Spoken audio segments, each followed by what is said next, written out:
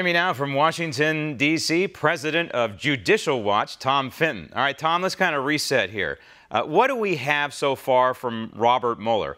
We have, by my count, this most recent plea to perjury by General Flynn, not unlike the Paul Manafort investigation or that arm of the investigation. You have one perjury charge on one end, you have another perjury charge on another, and two people pleading apparently guilty to these. But that's what we have so far. So here's the question. Is this the tip of the iceberg? Is this General Flynn about to flip on somebody else, maybe a bigger fish? Or is this all that Robert Mueller has? Well, we're still not talking about Russia collusion, which is what he was hired to do. General Flynn admitted to lying to the FBI about meetings he had after the election, and meetings that were perfectly legitimate and legal, and meetings that were spied upon by the Obama administration and illegally leaked by the Obama administration. The Obama-run Justice Department, the Trump-run Justice Department, Sally Yates, Obama's holdover official, was running the Justice Department. She and Comey sent FBI agents to ambush Flynn at the White House, and reportedly the FBI concluded initially he didn't lie. I want to know what changed. Right. So I don't think Mueller has anything. And given the revelations this weekend, the leaks out of Mueller's operation and the DOJ, they were not admissions. These were leaks designed to preempt, I think, an IG report that would have exposed it. They were keeping secret the fact that one of their key investigators was an anti-Trumper and pro-Hillary. So I think this whole thing is a mess. Mueller isn't investigating the Russia collusion as traditionally understood. All these big indictments and plea deals have nothing to do with Russia, that's the thing he was hired to do. We got Turkey, we got mortgage fraud, we got lying about meetings after the election, but nothing about collusion with the Russians to rig the election. And it's concerning, not only given the fact that we're spending all this money, but it looks like a political operation more than anything else. I would throw in there that the National Security Advisor-to-be under the incoming Trump administration during the transition period necessarily is going to be reaching out to foreign entities. So this idea of enforcing, quote, the Logan Act, which is essentially designed to keep U.S. citizens from meddling in international affairs that could have broad consequences to the people of the United States, that doesn't apply here. This is not an individual United States citizen coming forward and say, hey, I'm going to negotiate with Russia on behalf of the United States. This is a national security advisor. This is an incoming presidential administration. It makes absolutely no sense. It doesn't make any sense, and it's a big lie. It was a pretext to go after the Trump team and specifically General Flynn. The Logan Act is basically never enforced, and you would never obviously enforce it against an incoming administration that was talking to foreign leaders.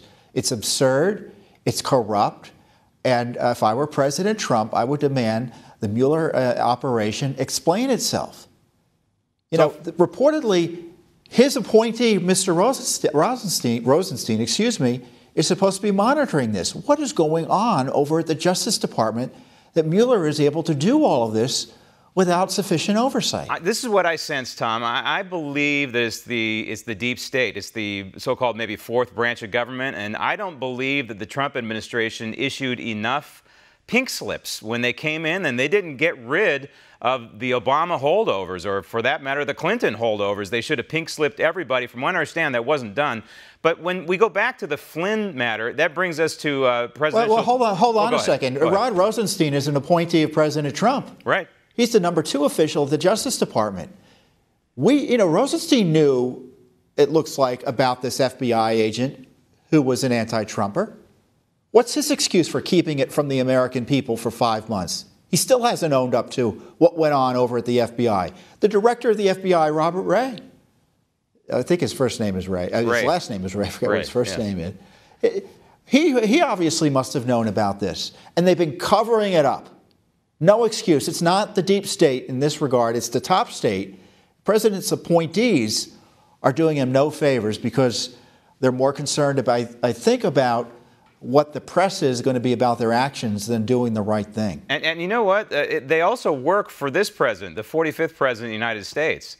And if Donald Trump wants to fire any of these people, and he has the authority to do so, he shouldn't feel afraid to let these people go. But I want to go to the tweets that people were talking about this weekend. Presidential tweet number 1 of interest reads, "I had to fire General Flynn because he lied to the vice president of the FBI. He has pled guilty to those lies. It's a shame because his actions during the transition were lawful. There was nothing to hide." Okay, so this set the mainstream media off over the weekend saying, oh, well, because he knew that General Flynn lied and then tells Comey to drop the investigation, well, then that is obstruction of justice, which produced presidential tweet number 2, which clarified, according to President Trump, what was going on. "I never asked Comey to stop investigating Flynn, just more fake news covering another Comey lie." So we've learned a few things here. Among them, number 1, the first tweet apparently was sent out by the president's attorney.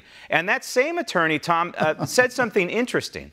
And that is, he believes that the president cannot be charged with obstruction of justice because he's the top law enforcement officer in the land. I don't think that that's necessarily true. I think anybody in this country could be charged with obstruction of justice.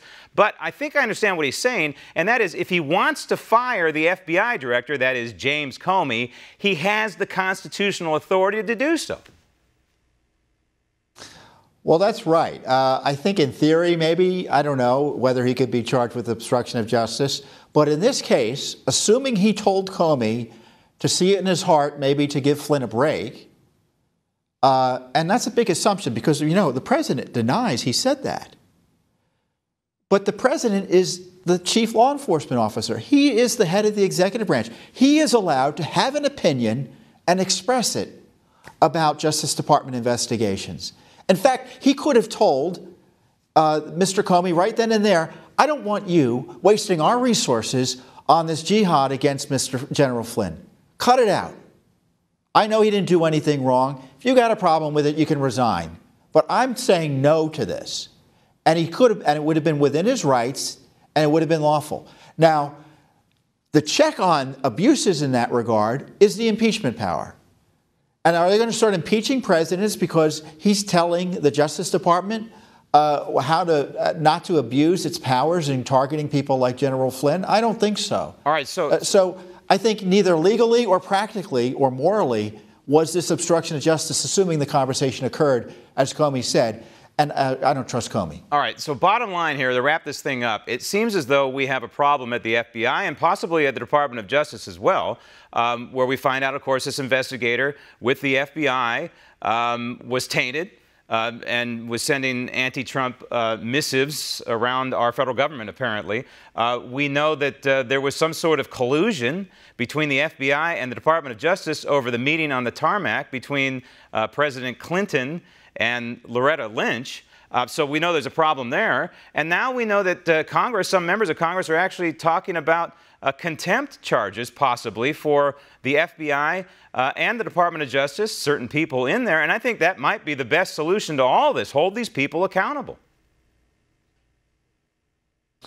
You know, I think the Mueller operation's out of control, though. And I think at least, I think it ought to be shut down, but at least there's got to be a pause till we figure out whether it was corrupted, as I think it was, by the actions of this FBI agent.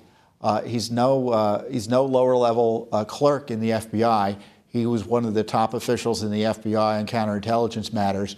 He was heavily involved in the Clinton email investigation, a key decision maker there, and as a counterintel top leader in the FBI, certainly involved with the Trump-Russia issue, the dossier, the targeting of Flynn. He may have been involved in all of that. My gosh, no wonder Mueller kept this a secret for 5 months. Right.